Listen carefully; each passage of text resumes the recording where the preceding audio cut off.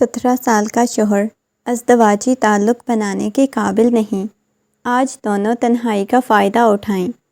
وہ اس کی نند کا شوہر تھا، سنیرا کے شوہر کے مرنے کے بعد اس پر گندی نظر رکھے ہوئے تھا۔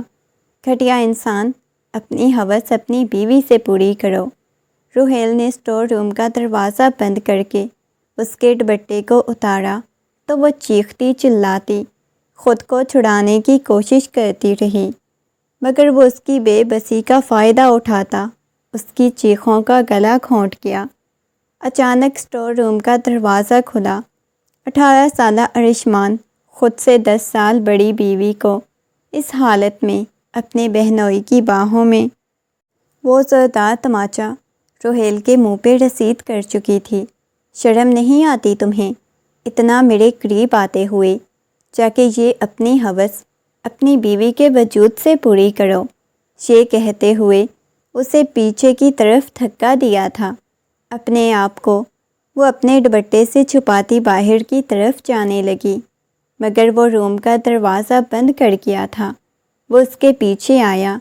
تمہارے پاس آنے کی کوشش کر رہا ہوں، تمہارے قریب آنے کی کوشش کر رہا ہوں، اور آخر آج تم میرے ہاتھ لگ ہی گئی ہو۔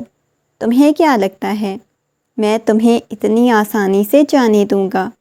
یہ کہتے ہوئے وہ اس کے جبڑے کو دبوچتا ہوا اسے پیچھے دیوار کے ساتھ لگا چکا تھا۔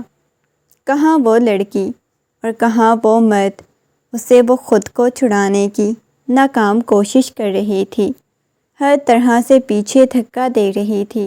چھوڑو مجھے، خدا کے لیے چھوڑو۔ اب کی بار وہ چلانے لگی تھی۔ وہ اس کے منہ پہ ہاتھ رکھتا ہوا بالکل اسے پیچھے دیوار کے ساتھ لگائے کھڑا ہوا تھا۔ اسی وقت کمرے کا دروازہ کھلا۔ وہ بہت زیادہ ڈری ہوئی تھی، اس کی آنکھوں میں خوف تھا۔ جیسے ہی دروازہ کھلا، سامنے ارشمان کھڑا ہوا تھا۔ وہ خونخوار نگاہوں سے ان دونوں کی طرف دیکھنے لگا، وہ جو خود کو روہیل سے چھڑانے کی ناکام کوشش کر رہی تھی۔ اس نے وہ سہم کر روہیل کو پیچھے کی طرف دھکا دیا اور روتے ہوئے آ کے ارشمان کے سینے سے لگی تھی۔ ارشمان خونخوار نگاہوں سے روہیل کی طرف دیکھنے لگا۔ ارشمان نے ایک دم سے اسے خود سے دور دھکا دیا اور روہیل کی طرف آیا۔ آج میں اس گھٹیا انسان کو چھوڑوں گا نہیں، یہ کہتے ہوئے اس نے وہاں پہ پڑا ہوا ایک گلدان اٹھا کے روہیل کے سر میں مارا تھا۔ اس کی پیشانی سے خون بہنے لگا۔ یہ دیکھ کے سنیرا بھی ڈر گئی تھی۔ ارشمان، کیا کر رہے ہو تم؟ میں اسے چھوڑوں گا نہیں، یہ کہتے ہوئے اس کے گریبان سے پکڑتے ہوئے جھنجھوڑتا ہوا پھینک چکا تھا۔ اس کے منہ پہ مکے مارنے لگا۔ روہیل خود کو چھڑانے کی کوشش کرنے لگا تھا۔ تمہاری ہمت کیسے ہوئی میری بیوی کی طرف آنکھ اٹھا کے دیکھنے کی بھی؟ تمہاری ہمت کیسے ہوئی اسے چھونے کی؟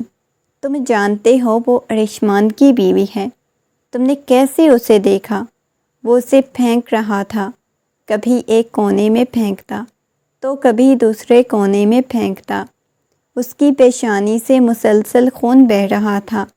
اسی وقت نبیہہ اسٹور روم کی طرف آ گئی اور اپنے شوہر کی ایسی حالت دیکھ کے اس نے ارشمان کو ایک دم سے پیچھے کی طرف دھکا دیا اور کہنے لگی، تمہاری ہمت کیسے ہوئی میرے شوہر کے ساتھ ایسا سلوک کرنے کی؟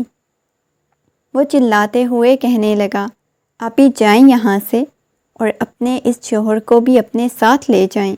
گھٹیا انسان ہے، اس کی ہمت کیسے ہوئی میری بیوی کی طرف دیکھنے کی؟ اس کی بات سن کے نبیہہ غصے میں کہنے لگی، پہلے تم اپنی بیوی کو تو سنبھالو، اپنی بیوی کو تو ٹھیک کر لو۔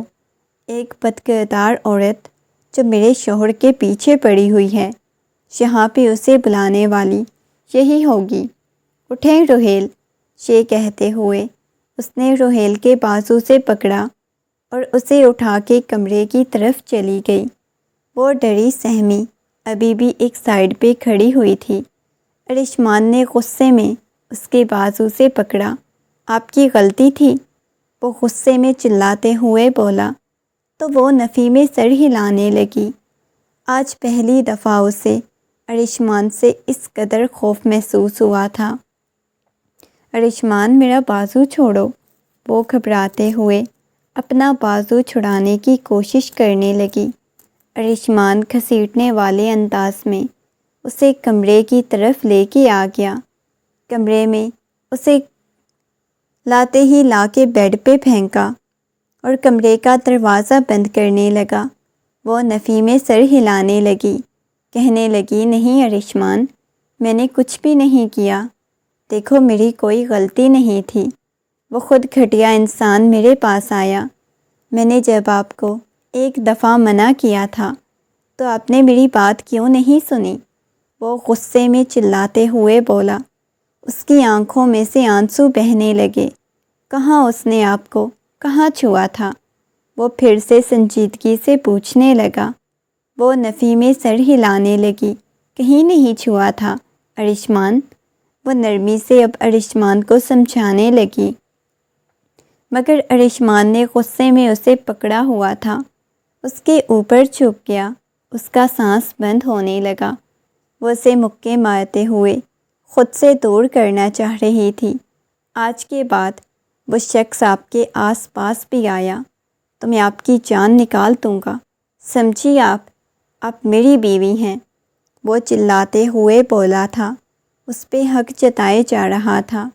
وہ ڈری ہوئی پیچھے ہو گئی تھی۔ ارشمان ایک دم سے دوبارہ سے اس کے بازو سے پکڑ کے اسے اپنے قریب کر گیا تھا۔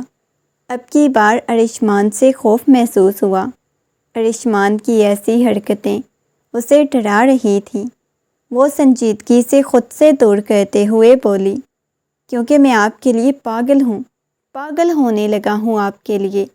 میں نہیں آپ کے بغیر رہ سکتا۔ میں آپ سے محبت کرنے لگا ہوں، بہت زیادہ محبت کرنے لگا ہوں۔ وہ دیوانوں کی طرح اس کے چہرے کو دیکھتے ہوئے بولا، میں خود نہیں جانتا، لیکن میرا دل آپ کے بغیر بہت بے چین ہونے لگ جاتا ہے۔ وہ حیرت سے اس کی طرف دیکھنے لگی۔ اگلے ہی لمحے اس کے قریب ہونے لگا تو وہ اسے خود سے دور کر گئی تھی۔ وہ کمرے سے باہر چلا گیا۔ وہ وہیں نیچے زمین پہ بیٹھ کے اپنے گھٹنوں کے گرد بازو حائل کیے اپنے آنسو صاف کرنے لگی۔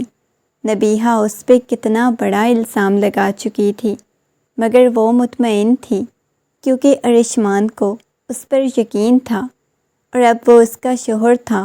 اسے کچھ بھی سمجھ نہیں آ رہی تھی وہ کیا کرے اور کیا نہ کرے۔ سب لوگ لاؤنج میں موجود تھے۔ نبیہہ کہنے لگی، ابھی کے ابھی ارشمان، اس گھٹیا لڑکی کو طلاق دو۔ ہم نے اس پہ جتنے احسان کیے، جتنا اسے اپنا سمجھا، ایسے ہی ہمیں دھوکہ دینے پہ تلی ہوئی ہے۔ یہ تمہیں بھی دھوکہ دے رہی ہے۔ یہ بہت پہلے ہی روحیل کو اپنے جال میں پھنسانے کی کوشش کر چکی ہے۔ میں اچھی طرح جانتی ہوں اس کے بارے میں، ورنہ ماما میں نے اس گھر سے چلے جانا ہے، دوبارہ میں نے اس گھر میں کبھی بھی نہیں آنا، نبیہہ چلاتے ہوئے بولی۔ نبیہہ کی بات سن کر، جو تم نے درمیان میں بکواس کرنے کی کوشش کی، چھوٹے ہو چھوٹے بن کے رہو، اور تمہاری ہمت کیسے ہوئی اپنے سے بڑوں پہ ہاتھ اٹھانے کی؟ نبیہہ غصے میں ارشمان کی طرف دیکھتے ہوئے بولی تو وہ خاموش ہو گیا۔ نبیہہ خونخوار نگاہوں سے دور کھڑی زنیرہ کی طرف دیکھ رہی تھی۔ کچن میں زنیرہ کے پاس آئی، اس کے بازو سے پکڑ کے لا کے اسے صوفے پہ پھینکا۔ بتاؤ کتنے احسانات تم پہ کیے، اور بدلے میں تم نے یہ سب کچھ ہمارے ساتھ کیا؟ وہ چلاتے ہوئے بولی، دیکھیں آپی، میں نے کچھ بھی نہیں کیا۔ وہ چاہتی تو تمام صفائیاں پیش کر سکتی تھی، مگر اس وقت نبیہہ کے سامنے کوئی بات نہیں کرنا چاہتی تھی۔ ہم تمہیں اس گھر میں نہیں رکھنا چاہتے، جہاں جانا چاہتی ہو چلی جاؤ۔ ماما بابا ارشمان سے بولیں اسے طلاق دے، ورنہ میں نے آپ لوگوں سے سارے رشتے ناطے ختم کر دینے ہیں۔ کرن بیگم کہنے لگی، سنیرا بیٹا، یہ سب کچھ سچ ہے کیا؟ تم نے واقعی میں یہ سب کچھ کیا ہے؟ وہ نفی میں سر ہلانے لگی۔ میں آپ کو کیسے بتاؤں؟ میں نے ایسا کچھ بھی نہیں کیا۔ آپ لوگوں کو کیوں نہیں اس بات کی سمجھ آ رہی؟ وہ نرمی سے انہیں سمجھانے کی کوشش کر رہی تھی۔ ارشمان کہنے لگا، سنیرا پلیز تم کمرے میں جاؤ، اور ارشمان کی بات سن کے ایسے کمرے میں جانا نہیں چاہ رہی تھی کیونکہ وہاں سب بڑے تھے۔ ارشمان غصے میں کہنے لگا، میں نے کیا بولا ہے؟ سنا نہیں؟ کمرے میں جاؤ۔ اگلے ہی لمحے سہیل کہنے لگا، ایسی گھٹیا لڑکی کو طلاق دے کے اپنی زندگی سے نکالو۔ اس کی بات سن کے اس کے لیے گھٹیا لفظ استعمال کیا۔ اگلے ہی لمحے ایک دفعہ پھر سے ارشمان اس کے اوپر جھپٹا تھا۔ اس کے بابا جان نے اسے پکڑ لیا۔ ارشمان پاگل ہو گیا؟ رکو بیٹا، یہ سب کچھ کیا چل رہا ہے؟ یہ ایک گھٹیا انسان ہے، میں اس کے بارے میں سب کچھ جانتی ہوں۔ یہ کتنے دنوں سے میرے ساتھ ایسی غلیظ اور الٹی سیدھی باتیں کر رہے ہیں۔ میں بتانا بھی چاہ رہی تھی لیکن میں بتا نہیں پائی۔ وہ اپنی آنکھوں میں سے بہنے والے آنسوؤں کو صاف کرتے ہوئے بولی، اچھا پریشان مت ہو، کچھ نہیں ہوتا۔ انہوں نے نرمی سے سمجھایا۔ معیز صاحب کہنے لگے، بیٹا آپ اپنے کمرے میں جاؤ۔ انہوں نے سنیرا کو کمرے میں جانے کا اشارہ کیا۔ سہیل کہنے لگا، ٹھیک ہے، پھر آج کے بعد میں اور نبیہہ بھی اس گھر میں نہیں آئیں گے اگر یہ اسے طلاق نہیں دے گا۔ ارشمان خونخوار نگاہوں سے اس کی طرف دیکھنے لگا، تو ٹھیک ہے، آپ نبیہہ آپی کو طلاق دے دیں۔ آپ جیسے گھٹیا انسان کے ساتھ ہم کوئی تعلق نہیں رکھنا چاہتے۔ تم نے میری زندگی میں ٹانگ اڑانے کی کوشش کی، اپنی زندگی کو اپنے تک رکھو۔ وہ چلاتے ہوئے بولی، ٹھیک ہے، جب آپ کو یہ شخص دھوکہ دے گا تب آپ کو اندازہ ہو جائے گا۔ یہ کہتے ہوئے وہ بھی کمرے کی طرف چلا گیا۔ کمرے کا دروازہ کھولا تو وہ سامنے صوفے پہ بیٹھی پوری طرح سے روئے جا رہی تھی۔ ارشمان چلتا ہوا اس کے پاس آ کے بیٹھا، سامنے اس کے گھٹنوں کے پاس بیٹھ گیا۔ آپ کیوں اتنا زیادہ رو رہی ہیں؟ نرمی سے اس کے آنسوؤں کو صاف کرتے ہوئے بولا، دیکھو سب لوگ مجھ پہ شک کر رہے ہیں، انہیں میں کیسے نبیہہ آپی کو سمجھاؤں؟ انہوں نے آج تک کبھی میرے بارے میں ایسا نہیں سوچا، ایسا نہیں بولا جیسا وہ اب بول رہی ہیں۔ میں تو پہلے اتنی زیادہ پریشان ہوں، پہلے مجھے اپنی زندگی کی کچھ سمجھ نہیں آ رہی، پہلے میرے ساتھ اتنے حادثے ہو چکے ہیں، مزید یہ ہونا باقی تھا۔ وہ روتے ہوئے بولی، اچھا ٹھیک ہے، ابھی فی الحال پریشان مت ہو، رونا بند کریں۔ یہ کہتے ہوئے اس کے آنسوؤں کو صاف کیا، مگر اس کے آنسو کنٹرول نہیں ہو رہے تھے۔ رات کا نہ جانے کون سا پہر تھا، اسے بیبی کے رونے کی آواز آئی۔ اس نے بمشکل اپنی آنکھیں کھول کے دیکھا، اپنے بیٹے کو اٹھایا۔ شہروز کو اٹھاتی اپنے سینے سے لگا چکی تھی، جو کہ بیبی کاٹ میں مسلسل روئے جا رہا تھا۔ اسے اپنی طبیعت بھی بہت زیادہ خراب محسوس ہو رہی تھی۔ اپنے سینے سے لگاتے ہوئے پورے کمرے میں ٹہلنے لگی۔ اسی وقت ارشمان کی آنکھ کھل گئی۔ اسے کمرے میں ٹہلتا ہوا دیکھ کے کہنے لگا، کیا ہوا ہے؟ اس کی طبیعت تو ٹھیک ہے نا؟ نرمی سے پوچھا تو وہ کہنے لگی، پتہ نہیں کیا ہے، اتنا زیادہ رو رہا ہے۔ ارشمان نے اس کے ہاتھ سے پکڑ لیا، میرے خیال سے ہمیں ہاسپٹل لے کے جانا چاہیے اتنی رات کو، ابھی اسے خاموش کرواؤں گی، داؤد رونے لگ جائے گا۔ اس نے بیڈ پہ سوئے ہوئے اپنے دوسرے بیٹے کی طرف دیکھا، کچھ نہیں ہوتا، میں مما کو دے کے آ جاتا ہوں، چلے اسے ہاسپٹل لے کے چلتے ہیں۔ یہ کہتے ہوئے اس نے سوئے ہوئے داؤد کو کرن بیگم کے کمرے میں جا کے لٹا دیا اور خود چھوٹے سے شہروز کو لے کے دونوں ہاسپٹل چلے گئے۔ اتنی رات کو ہاسپٹل آتے ہی ڈاکٹر کہنے لگی، بچے کی کنڈیشن تو بہت خراب ہے، آپ ابھی ہاسپٹل لے کے آ رہے ہیں۔ اس کی پیشانی پہ بل نمودار ہوئے، کیونکہ زیادہ تر وہ آیا کے پاس ہی ہوتا تھا، مگر وہ پچھلے کچھ دنوں سے خود ہی اس کا خیال رکھ رہی تھی، خود ہی اپنے پاس رکھتی تھی۔ کیا ہوا ہے؟ اس نے سنجیدگی سے پوچھا۔ ڈاکٹر کہنے لگی، بچے کو سانس نہیں آ رہی، بہت دشواری پیش آ رہی ہے، اور پچھلے کچھ دنوں سے یہ مسئلہ اس کے ساتھ ہے، جس کی وجہ سے دیکھے تو صحیح اس وقت وہ کتنا کمزور ہونے لگا ہے، ان کا وزن بھی بہت کم ہے۔ ڈاکٹر کی بات سن کے وہ پریشان ہو گئی تھی۔ ڈاکٹر نے اسے ایڈمٹ کر لیا۔ وہ باہر کوریڈور میں بیٹھی ہوئی تھی، نیند بھی اسے بہت شدید آئی تھی، مگر اب اس کی نیند اڑ چکی تھی، مگر تھکی ہوئی بہت زیادہ لگ رہی تھی۔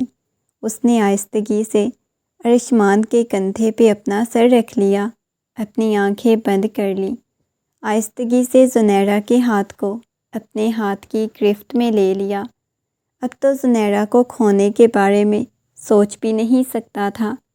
زنیرہ اٹھ کے بیٹھو نا، اس نے آہستگی سے زنیرہ کی گال کو تھپ تھپایا تو اس نے اپنی آنکھیں کھولی، سیدھی ہو کے بیٹھ گئی تھی۔ زیادہ نیند آئی ہوئی ہے، وہ نفی میں سر ہلانے لگی، بس تھکاوٹ سی محسوس ہو رہی تھی۔ کیوں کوئی کام کرتی رہی تھی کیا؟ وہ نفی میں سر ہلانے لگی۔ نہیں، کوئی کام نہیں کیا، بس ویسے ہی اس کے ہاتھ کو پکڑے بیٹھا ہوا تھا۔ اگلے ہی لمحے ڈاکٹر نے آ کے اس کے سر پہ بم پھوڑا۔ اس کی نیند اڑ چکی تھی، کیونکہ ان کے بچے کی کنڈیشن بہت خراب تھی، جس کو انہوں نے بہت نارملی لیا ہوا تھا۔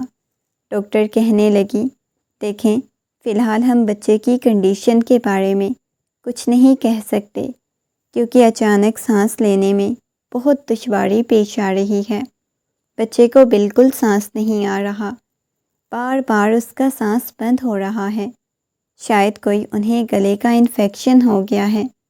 آپ کے بچے کو کچھ ایسا کھلانے کی وجہ سے جو خطرناک تھا۔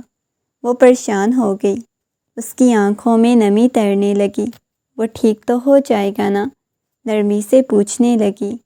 وہ اس کے پاس وہیں بیٹھی ہوئی تھی۔ رات جیسے جیسے گزر رہی تھی، ڈاکٹر انہیں کوئی نہ کوئی مزید پریشانی والی بات بتا دیتی تھی۔ ابھی فجر کی اذانیں ہو رہی تھیں۔ وہ اس کے پہلو میں بیٹھی ہوئی تھی، وہ اسے مسلسل حوصلہ دیے جا رہا تھا، پریشان نہیں ہوتے، کچھ بھی نہیں ہوتا۔ کافی وقت بعد ڈاکٹر نفی میں سر ہلاتے ہوئے کہنے لگی، سوری، آپ کے بچے کی جان ہم نہیں بچا پائے۔ اور یہ سن کے وہیں گرنے والے انداز میں بیٹھ چکی تھی۔ اس کی آنکھوں میں سے آنسو بہنے لگے۔ نہیں، ایسا نہیں ہو سکتا۔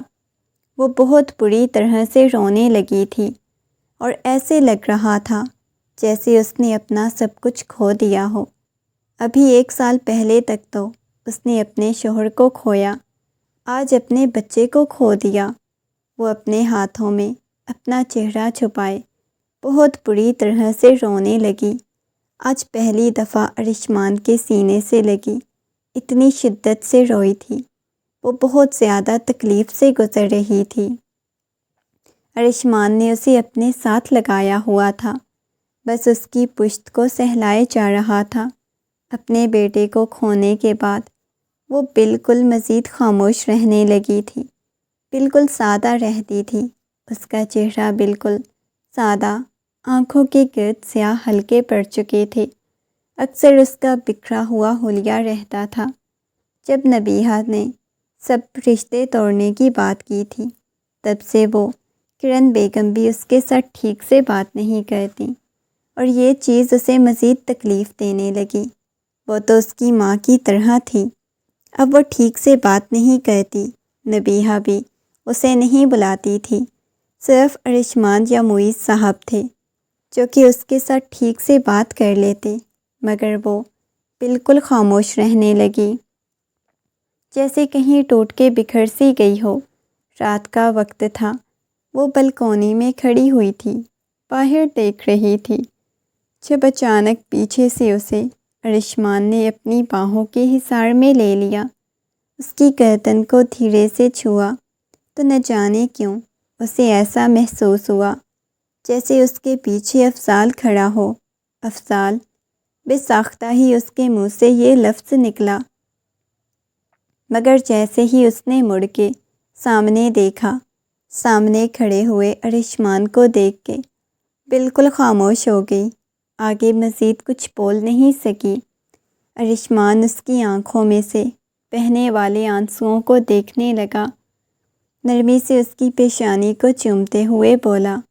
وہ اس کے قریب ہو گئی، اس کے سینے پہ اپنی پیشانی ٹکاتے ہوئے رونے لگی۔ رونا بند کرو نا۔ نہیں، میں آپ کو اتنا روتا ہوا دیکھ سکتا، مجھے تو سمجھ نہیں آتی آپ اتنا رو کیسے لیتی ہیں۔ وہ نرمی سے اس کے آنسوؤں پہ اپنے لب رکھ چکا تھا۔ اس کا دل بہت شدت سے دھڑکنے لگا، وہ اس سے پیچھے ہونے لگی۔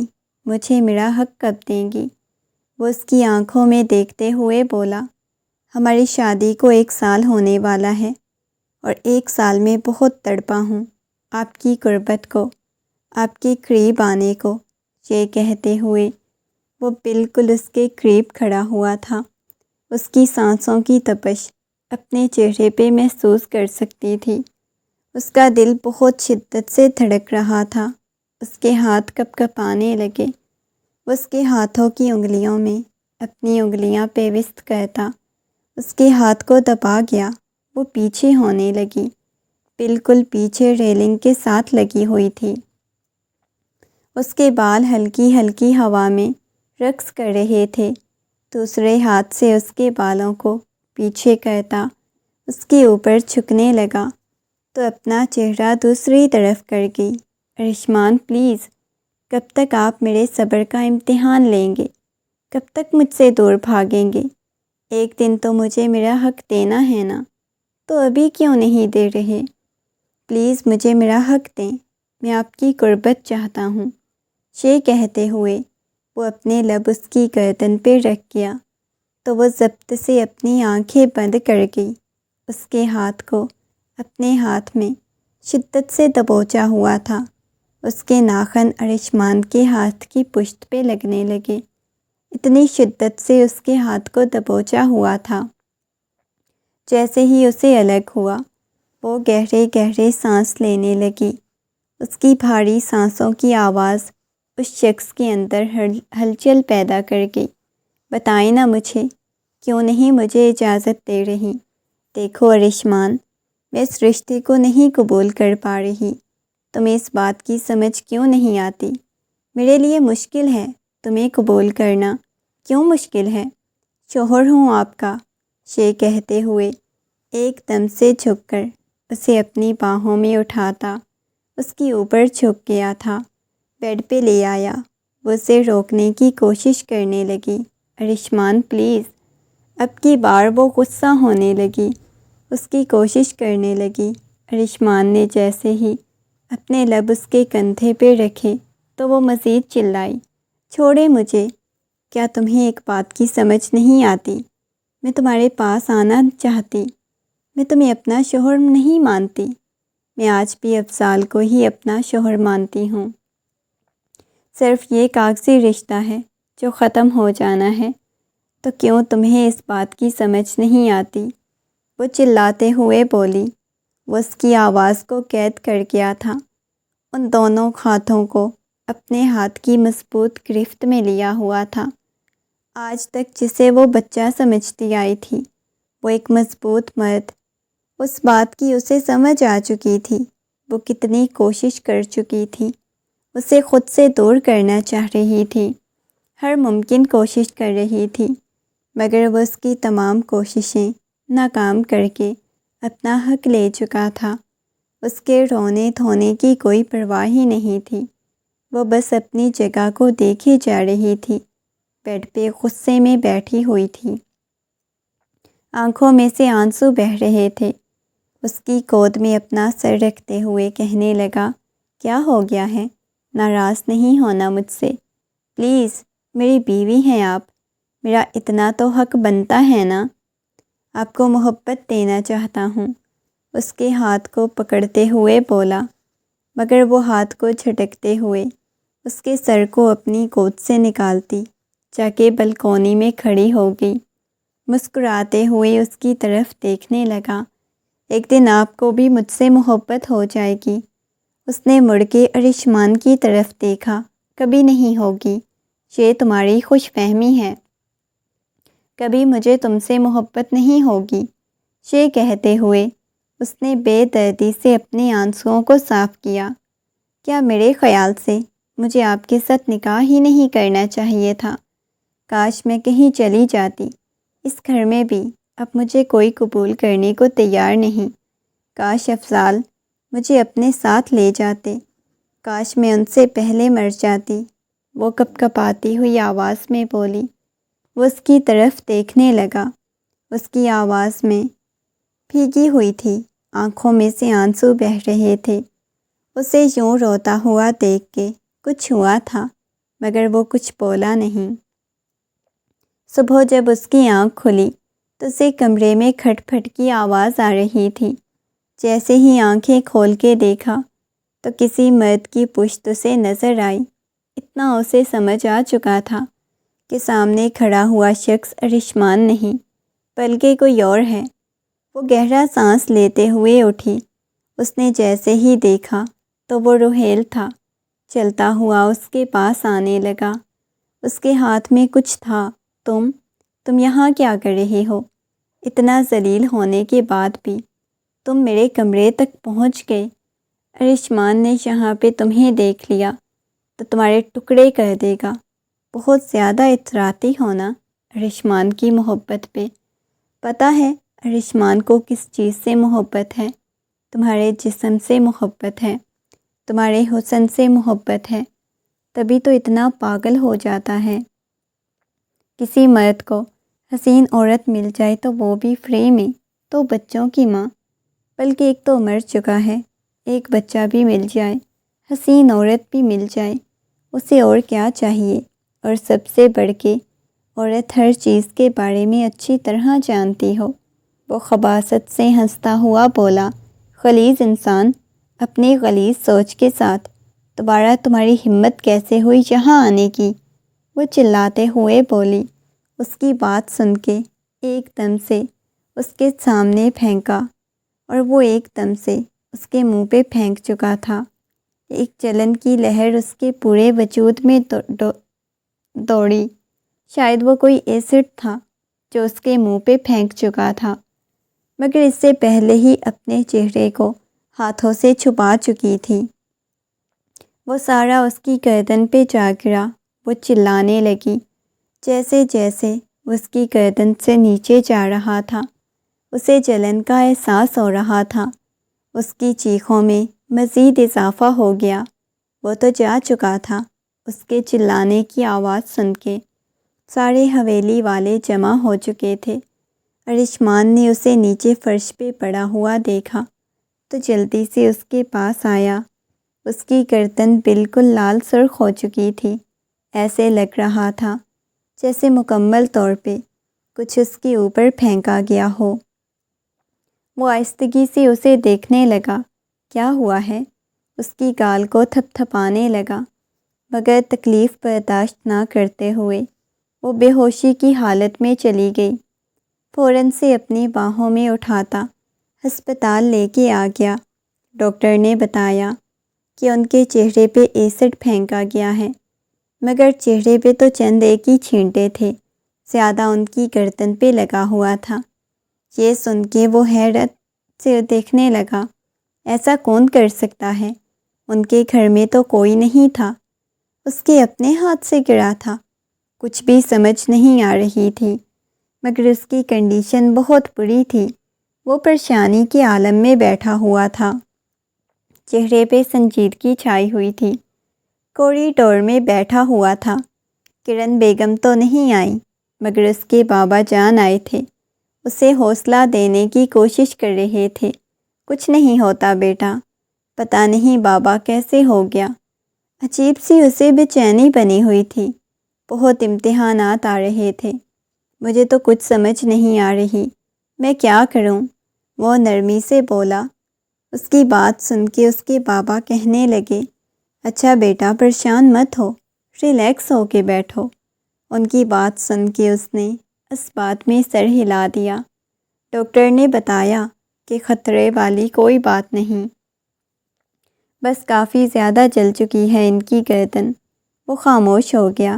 جب اسے ہوش آئی تو اسے ابھی بھی جلن کا کافی زیادہ احساس ہو رہا تھا۔ وہ آہستگی سے اپنے چہرے پہ ہاتھ لگا رہی تھی۔ بس ایک دو جگہ ہلکی ہلکی اسے جلن محسوس ہوئی تھی، باقی اس کا چہرہ ٹھیک تھا۔ اس نے آنکھیں بند کی تو نہ جانے کتنے آنسو اس کی گالوں پہ آ گئے۔ ارشمان کمرے میں داخل ہوا، اسے اسٹریچر پہ لٹاتا ہوا دیکھ کے اس کے پاس آ گیا۔ آہستگی سے اس کے ہاتھ کو پکڑ کے اپنے لبوں سے لگایا، بار بار اس کی گردن سے نگاہیں چرا رہا تھا۔ یہاں پہ کافی زیادہ جلی ہوئی جگہ تھی۔ نرمی سے اس کے ہاتھ کو چومتا ہوا کہنے لگا، کیسی طبیعت ہے تمہاری؟ زیادہ جلن کا احساس تو نہیں ہو رہا؟ یہ سب کچھ کس نے کیا ہے؟ وہ اسے نرمی سے پوچھنے لگا، مگر وہ اپنا ہاتھ پیچھے کھینچ گئی۔ نہیں، کسی نے بھی نہیں، کچھ بھی نہیں کیا، وہ کپ کپاتی ہوئی آواز میں بولی۔ اس کی بات سن کے ارشمان اس کے چہرے کو اپنے ہاتھوں کے پیالے میں بھر گیا، کہنے لگا، ٹھیک ہے نہ بتاؤ، شاباش بتائیں نا مجھے۔ یہ کہتے ہوئے نرمی سے ارشمان نے پوچھا تو وہ کہنے لگی، کچھ نہیں ہوا ارشمان، پلیز مجھے اکیلا چھوڑ دو، وہ کپ کپاتی ہوئی آواز میں بولی۔ مگر ارشمان نے اس کی بات نہیں سنی۔ میں نے آپ کو بولا ہے نا، مجھے بتائیں، میں تب یہاں سے اٹھ کے جاؤں گا۔ ارشمان پلیز اٹھ کے چلے جاؤ، مجھے نہیں فی الحال کسی سے کوئی بات کرنی۔ اس کی آنکھوں میں سے آنسو بہہ رہے تھے، اس کی آنکھوں میں تکلیف واضح نظر آ رہی تھی۔ ارشمان اس کے ہاتھ کو پکڑ کے بیٹھا ہوا تھا۔ چلیں ٹھیک ہے، آپ نہیں بتانا چاہتی تو کوئی بات نہیں، ریلیکس ہو کے بیٹھیں، یہ کہتے ہوئے اٹھ کے کمرے سے باہر چلا گیا۔ ہر گزرتے دن کے ساتھ عجیب ہوتی جا رہی تھی۔ ارشمان اسے محبت کرتا تھا، پیار سے باتیں کر کر کے تھک چکا تھا، مگر کہیں نہ کہیں اسے سمجھ آ چکی تھی، بس وہ صرف افضال سے محبت کرتی ہے، وہ ہر لمحہ افضال کو یاد کرتی ہے۔ وہ اندر سے ختم ہوتی جا رہی تھی، جو کہ اس کے حلیے سے، اس کی آنکھوں سے صاف نظر آ رہا تھا۔ اس نے ابھی تک یہ بھی نہیں بتایا تھا اس کے ساتھ یہ سب کچھ کس نے کیا ہے۔ آہستگی سے اس کے کندھے سے قمیض کو نیچے کرتا، وہاں پہ گردن سے کندھے تک مرہم لگا رہا تھا، اس کے ہاتھ کو لمس کو محسوس کرتے ہوئے اور زیادہ جلن محسوس کر رہی تھی۔ پریشان مت ہو، کچھ بھی نہیں کر رہا، مزید تمہارے ساتھ، وہ سنجیدگی سے بولا تو وہ آہستگی سے اس کے قریب ہو گئی۔ میں نے ایسا آپ کو کچھ نہیں کہا ارشمان۔ وہ پچھلے کچھ عرصے سے ارشمان کا بہت بدلا ہوا رویہ محسوس کر رہی تھی۔ آپ نے مجھے جب یہ بتانا گوارا نہیں کیا کہ آپ کے ساتھ یہ سب کچھ کس نے کیا تو میں کیا سمجھوں؟ مجھے سمجھ آ چکی ہے، آپ مجھے اپنا شوہر نہیں مانتی، وہ سنجیدگی سے بولا۔ ارشمان ایسی بات نہیں ہے، شوہر مانتی تو اب تک تمہاری زندگی سے جا چکی ہوتی۔ مانتی ہو نا شوہر؟ پھر مجھے بتائیں یہ سب کچھ آپ کے ساتھ کس نے کیا؟ وہ نگاہیں جھکا گئی۔ یہ سب کچھ روحیل نے کیا ہے، اس کی آواز کپ کپائی تھی، لیکن میں نہیں چاہتی میری وجہ سے نبیہہ آپی کی زندگی خراب ہو، اس کا گھر خراب ہو، یا پھر میری وجہ سے مزید اس کے دل میں میرے لیے نفرت پیدا ہو۔ یہ کہتے ہوئے وہ نگاہیں جھکا گئی تھی، وہ جھک کے اس کے قریب ہو گیا تھا۔ لیکن میں آپ کی اس تکلیف کا بدلہ لوں گا، یہ کوئی تکلیف آپ کے لیے چھوٹی تھی۔ اس کی گردن کو ابھی تک دیکھ رہا تھا، آہستگی سے اس کے قریب ہو گئی۔ وہ آج پہلی دفعہ ارشمان کے اتنا پاس ہو کے اس کے سینے پہ سر رکھتے ہوئے اپنی آنکھیں بند کر چکی تھی۔ بہت زیادہ تھک گئی ہوں، لوگوں سے، زندگی سے۔ ایسے لگ رہا ہے جیسے بہت عجیب زندگی ہے میری، کچھ بھی سمجھ نہیں آ رہی۔ یہ کہتے ہوئے اس کے لب کپ کپانے لگے تھے۔ اس کے لبوں کی طرف دیکھنے لگا۔ میں ہمیشہ آپ سے محبت کروں گا، آپ کو بہت زیادہ ٹوٹ کے چاہوں گا، لیکن آپ مجھے اپنا شوہر نہیں مانتی، آپ مجھے اپنے پاس نہیں آنے دیتی۔ ایک دفعہ میں آپ کے پاس آیا اور اس کے بدلے میں مجھے کتنی لمبی آپ کی ناراضگی برداشت کرنی پڑی۔ بتائیں میں کیا کروں؟ میری محبت پہ یقین آ جائے۔ آپ سمجھتی ہیں کہ چھوٹا ہوں، آپ بس جنون سمجھتی ہیں اور کچھ بھی نہیں، لیکن ایسی بات نہیں۔ جنون ہوگا، جو کچھ بھی ہوگا، لیکن میری زندگی میں شامل ہونے والی پہلی اور آخری عورت ہیں جن سے میں بے انتہا محبت کرتا ہوں اور ہمیشہ کرتا رہوں گا۔ اگر کبھی آپ کو محسوس ہو کہ آپ کو ارشمان سے نفرت ہوگی، یا تو ارشمان کو اپنی زندگی سے نکال سکتا ہے، لیکن آپ کو اپنے دل سے نہیں نکال پائے گا۔ یہ کہتے ہوئے وہ اسے اپنے سینے سے لگا چکا تھا۔ مجھے جو آپ سے محبت چاہیے تھی، اس کی طلب میں بہت عجیب ہو گیا ہوں، پر مجھے آپ نے وہ محبت نہیں دی جس کا میں طلبگار تھا۔ یہ کہتے ہوئے وہ وہاں سے اٹھ کے چلا گیا اور وہ اسے جاتا ہوا دیکھنے لگی۔ وہ باہر چلا گیا تھا۔ ان کی شادی کو 3 سال ہو چکے تھے۔ ابھی بیک گراؤنڈ سے ٹیک لگائے، آنکھیں بند کیں۔ جب کمرے کا دروازہ کھلا، اس نے دیکھا تو سامنے داؤد تھا۔ چلتا ہوا اس کے پاس آ گیا۔ مما، مجھے آپ کے پاس سونا ہے، داؤد منہ پھلاتے ہوئے بولا۔ بابا کدھر گئے ہیں؟ وہ بیڈ کو دیکھتے ہوئے بولا۔ آپ کے بابا باہر گئے ہیں۔ یہ کہتے ہوئے اس نے اپنے سینے سے لگا لیا۔ مما، آپ ہر وقت اتنی اداس کیوں رہتی ہیں؟ نرمی سے اپنے ہاتھ سنیرا کی گال پہ رکھتے ہوئے بولا۔ نہیں مما کی جان، مما تو بالکل اداس نہیں ہوتی، وہ مسکراتے ہوئے بولی۔ اس کے ہاتھ کو چوما۔ آپ کو پتہ ہے بابا کدھر ہیں؟ اس نے نرمی سے دوبارہ سے پوچھا۔ آپ کو پتہ ہے سب کے ماما بابا، جو بھی میرے اسکول میں فرینڈس ہیں، ان کے ماما بابا اتنے اچھے رہتے ہیں، لیکن آپ ہر وقت اداس رہتی ہیں، پریشان رہتی ہیں۔ بابا سے بھی آپ ٹھیک سے بات نہیں کرتی، مجھ سے بھی نہیں کرتی۔ کتنی غلط بات ہوتی ہے نا۔ اس کے ساتھ باتیں کرتے کرتے سو گیا۔ وہ آنکھوں میں آنسو لیے اس کی طرف دیکھنے لگی۔ آج کتنے دنوں بعد وہ کمرے سے باہر نکل کے اس کے کمرے کی طرف گئی تھی، جہاں جاتے ہوئے اسے بہت تکلیف پہنچی۔ دیکھا تو آج بھی کمرے میں ویسے ہی افضال کی تصویر لگی ہوئی تھی۔ وہ اس تصویر پہ ہاتھ پھیرنے لگی۔ اس کی آنکھوں میں سے آنسو بہنے لگے۔ افضال، میں آپ کو کیسے بھلاؤں؟ میں کیسے آپ کو اپنے دل سے نکالوں؟ میں نہیں بھول پا رہی۔ یہ کہتے ہوئے وہ بہت بری طرح سے رونے لگی۔ اس نے اپنے دل والی جگہ پہ ہاتھ رکھا۔ میرا دل بند ہو جاتا ہے جب جب میں آپ کو یاد کرتی ہوں۔ مجھے اتنی تکلیف پہنچتی ہے، میں آپ کو بتا نہیں سکتی۔ بہت بری طرح سے رونے لگی۔ بہت بری حالت ہو گئی۔ ایک دفعہ آئے نا، ایک دفعہ مجھے سن تو لیں۔ میں آپ کو کتنا یاد کرتی ہوں، آپ کے ساتھ وقت گزارنا چاہتی ہوں۔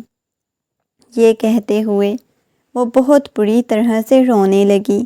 اس نے اپنے ہاتھوں میں اپنا چہرہ چھپایا ہوا تھا۔ میں کبھی اپنا دل کچھ بھی ارشمان کو نہیں سونپ سکی۔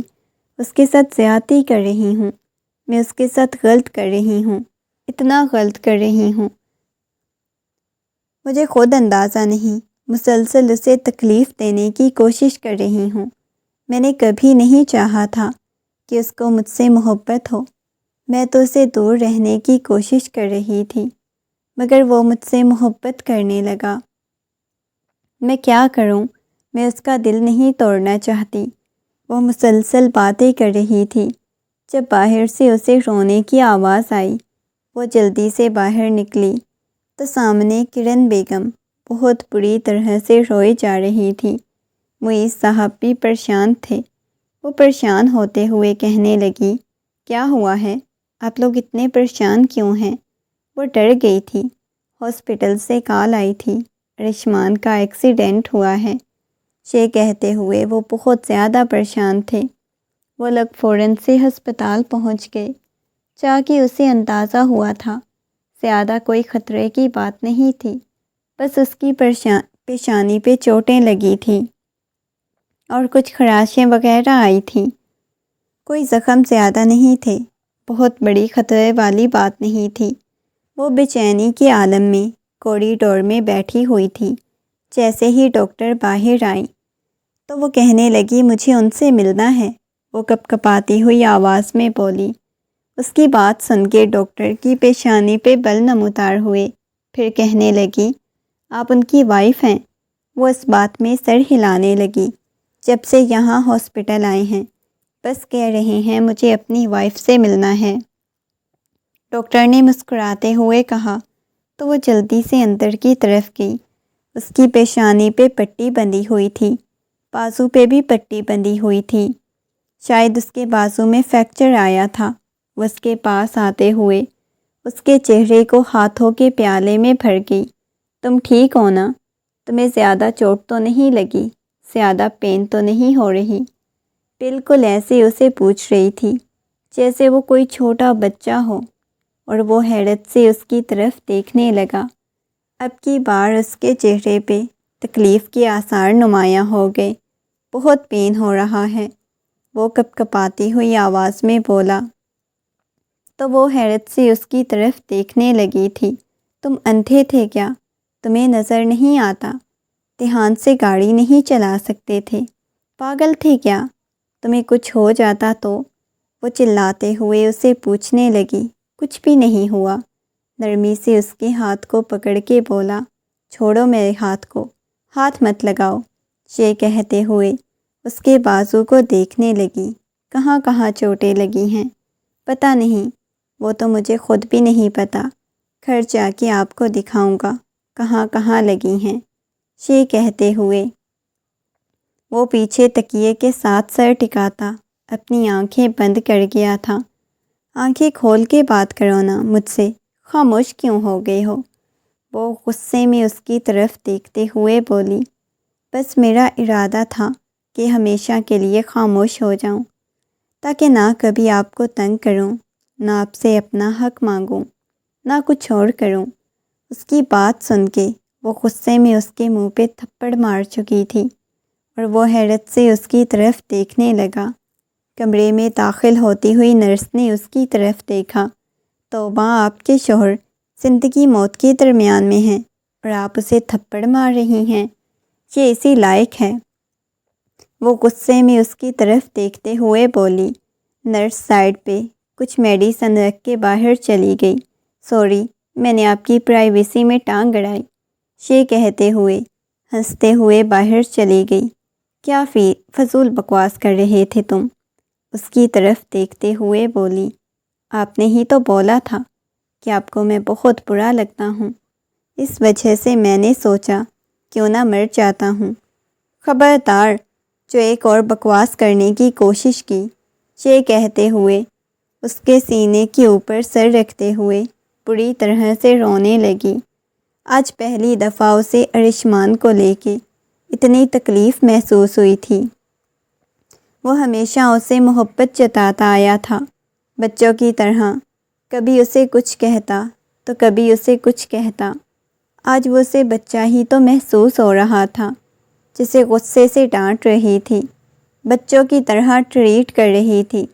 زیادہ پین ہو رہی ہے کیا؟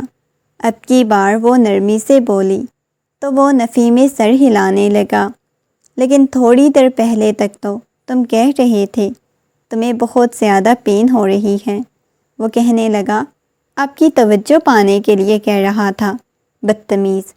غصے میں اس کی طرف دیکھتے ہوئے بولی تھی۔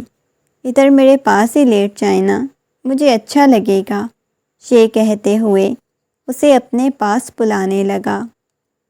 پاگل ہو کیا تم؟ غصے میں اس کی طرف دیکھتے ہوئے بولی تھی۔ ہاں پاگل ہونا، پلیز میرے پاس آ جائیں۔ وہ آہستگی سے اسے اپنے قریب کر گیا تھا، پیچھے ہٹنے کی کوشش کرنے لگی، مگر اس کی گردن میں اپنا چہرہ چھپاتے ہوئے اپنی آنکھیں بند کر گیا تھا۔ ساری دنیا کو چھوڑ کے صرف آپ کے پاس سکون ملتا ہے، عجیب سی آپ کی عادت ہو گئی ہے۔ وہ اسے دیکھ رہی تھی۔ وہ 18 سال کا تھا، مگر آج وہ 21 سال کا ہو گیا تھا۔ ان 3 سالوں میں وہ بہت بدلا تھا۔ پہلے اسے بچہ محسوس ہوتا تھا، مگر آج وہ ایک مکمل مرد اسے لگ رہا تھا۔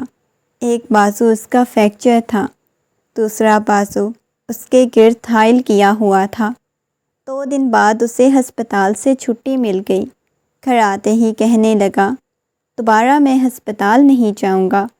مجھے تو ایسا لگتا ہے جیسے میری آدھی زندگی ہسپتالوں میں گزر چکی ہے۔ بیڈ پہ لیٹا تھا، ادھر آؤ تمہاری پٹی چینج کر دوں، یہ کہتے ہوئے اپنے پاس بلانے لگی۔ آپ چینج کرو گی؟ وہ اس کی طرف دیکھتے ہوئے بولا تو وہ اسے اپنے قریب کر گئی، اس کے بازو کی پٹی کھولی اور صاف کرنے لگی۔ اسی وقت دروازہ کھلا اور داؤد کمرے میں داخل ہوا، آ کے ان کے پاس بیٹھ گیا۔ بابا کو کیا ہوا ہے؟ وہ نرمی سے پوچھنے لگا۔ بابا کے بچے، بابا کی حالت تو دیکھو۔ پورے 1 ہفتے بعد یاد آیا پوچھنے کا۔ غصے میں داؤد کی طرف دیکھتے ہوئے بولا۔ داؤد ہنستے ہوئے کہنے لگا، نہیں وہ مما اتنا رو رہی تھی، کہہ رہی تھی بابا کو چوٹ لگی ہے، تمہارے بابا کو چوٹ لگی ہے، تبھی میں رو رہی ہوں، تو اس وجہ سے پھر میں نے کہا میں بھی بابا کو دیکھ کے نہ رونے لگ جاؤں۔ وہ ہنستے ہوئے بولا۔ سنیرا نے غصے میں اپنے بیٹے کو گھور کے دیکھا۔ اچھا، آپ کی مما روتی بھی رہی تھی؟ وہ اس بات میں سر ہلانے لگا۔ ہاں بہت زیادہ، آپ کے لیے بہت ساری دعائیں بھی مانگی تھیں۔ وہ ہنسنے لگا۔ اچھا، لیکن مجھے تو اس چیز کا پتہ ہی نہیں تھا۔ وہ عجیب نگاہوں سے اس کی طرف دیکھتے ہوئے بولا، مگر وہ کچھ بولی نہیں تھی، اس کی پٹی چینج کر رہی تھی۔ آرام سے، جان نکالنی ہے کیا بچے کی؟ بابا کے بچے کہاں سے ہیں؟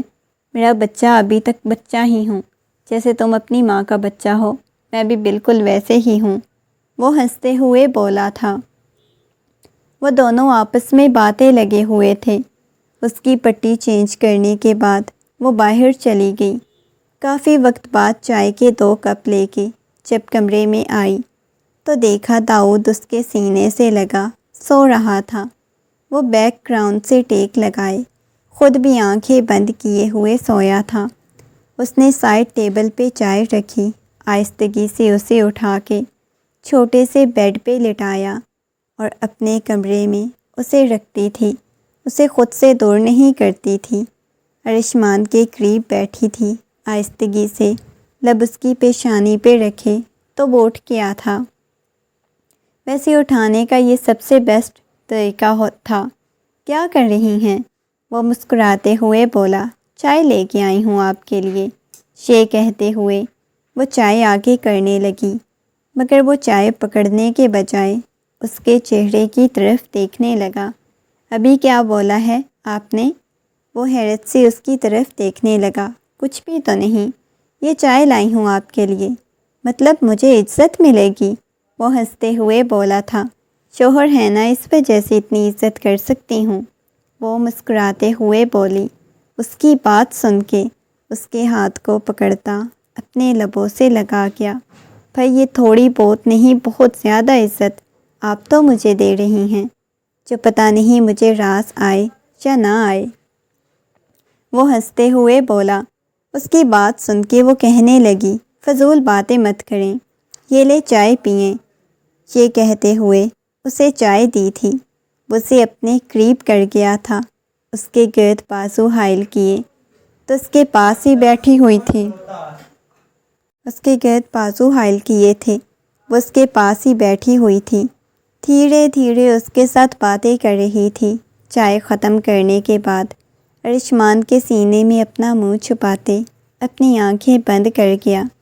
ارشمان نے اس کے گرد بازو حائل کیے ہوئے تھے۔ صبح جب اس کی آنکھ کھلی تو وہ یوں ہی ارشمان کے سینے سے لگی سو رہی تھی۔ آہستگی سے سر اٹھایا اور ارشمان کے چہرے پہ چھائی ہوئی معصومیت کو دیکھنے لگی تھی۔ اگلے ہی لمحے اس کے لبوں پہ مسکراہٹ بکھر گئی تھی۔ اس کی مونچھوں کو بل دینے لگی، مسلسل اس کے چہرے کی طرف دیکھی جا رہی تھی۔ بے شک وہ اس سے بہت زیادہ بڑی تھی، مگر اس کے باوجود وہ اسے یوں بچوں کی طرح ٹریٹ کرتا تھا جیسے وہ کوئی چھوٹی بچی ہو۔ پچھلے کچھ عرصے سے تو اس قدر اس سے محبت کرنے لگا تھا، اسے کبھی کبھی حیرت ہوتی تھی کوئی اتنی محبت کیسے کر سکتا ہے۔ وہ مسکرانے لگی، آہستگی سے مزید قریب ہوئی۔ اٹھ جائیں نا، وہ سرگوشیانہ انداز میں بولی۔ وہ ایک دم سے آنکھیں کھول گیا، اپنے اتنا قریب کیا، مسکرانے لگا تھا۔ اتنا پاس کیوں آ گئی ہو؟ پتہ نہیں، مجبور کر رہی ہو مجھے؟ کس چیز پہ؟ حیرت سے اس کی طرف دیکھتے ہوئے بولا۔ شاید محبت پہ، وہ ہنستے ہوئے بولی تو اس کی کمر پہ ہاتھ رکھتے ہوئے کہنے لگا، مجھے تو یہ کوئی معجزہ ہی لگتا ہے۔ یہ کہتے ہوئے اس کی پیشانی پہ اپنے لب رکھ گیا تو مسکراتے ہوئے اس کی طرف دیکھنے لگی۔ اس کے دوبارہ سے سینے پہ سر رکھتے ہوئے اپنی آنکھیں بند کر گئی۔ وقت گزرنے لگا، ہر گزرتے دن کے ساتھ اسے مزید محبت کرنے لگا تھا۔ وہ بھی اپنے دل میں اس کے لیے کچھ محسوس کرنے لگی تھی، اور نبیہہ کو بہت جلدی رحیل کا اندازہ ہو چکا تھا۔ وہ کافی وقت تک آ کے جہاں ناراض بیٹھی رہی۔ جب رحیل کو اندازہ ہوا اس نے کتنا غلط کیا ہے، آ کے ان سے معافی مانگ چکا تھا، مگر اس کے لیے رحیل کو معاف کرنا اتنا آسان نہیں تھا جو کچھ رحیل نے اس کے ساتھ کیا۔